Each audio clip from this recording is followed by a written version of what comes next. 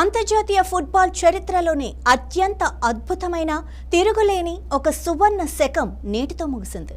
Soccer ప్రపంచంలోనే all time greatest ఆటగాడిగా నీరాజనాలు అందుకున్న అర్జెంటీనా లెజెండ్ లియోనెల్ మెస్సీ జాతీయ జట్టు తరపున తన ఆఖరి అంతర్జాతీయ మ్యాచ్ను ఆడేసి బూట్లను పక్కన పెట్టేశాడు.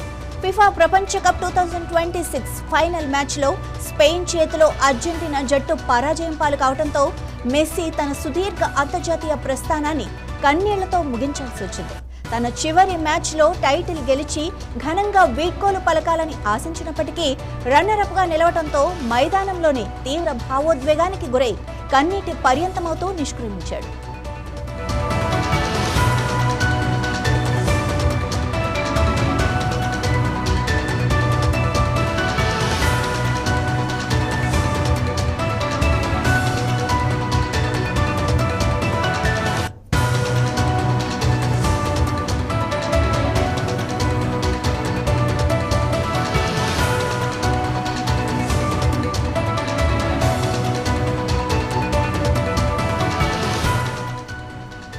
నిజానికి మెస్సీ అంతర్జాతీయ కెరీర్ 10 ఏళ్ల క్రితమే అంటే 2016లోనే ముగిసిపోవలసిందే.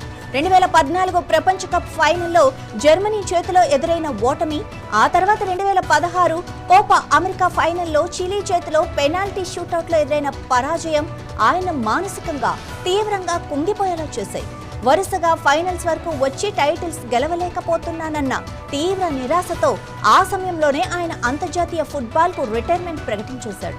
కానీ అర్జెంటీనా దేశవ్యాప్తంగా ఉన్న కోట్లాది మంది అభిమానులు, మాజీ క్రీడాకారులు, ప్రభుత్వ పెద్దలు సైతం మెస్సీ తన నిర్ణయాన్ని వెనక్కి తీసుకోవాలని పెద్ద ఎత్తున విజ్ఞప్తి చేయడంతో ఆయన తన ఆలోచనను మార్చుకొని మళ్లీ జాతీయ జెండాను భుజానికెత్తుకున్నాడు.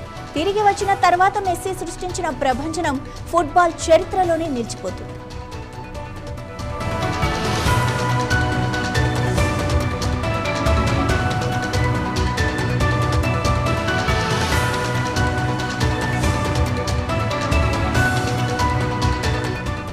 ఈ 10 ఏళ్ల కాలంలో మెస్సీ తన కెరీర్ను ఊహించని శిఖరాలకు తీసుకెళ్లాడు. అర్జెంటీనా జట్టును ముందుండి నడిపిస్తూ 2021 కోపా అమెరికా టైటిల్, ఆ తర్వాత క్రీడా ప్రపంచమే గర్వించేలా 2022 ఫిఫా ప్రపంచ కప్ విజేతగా నిలబెట్టడమే కాకుండా 2024లో మరోసారి కోపా అమెరికా టైటిల్ను తన ఖాతాలో వేసుకున్నాడు.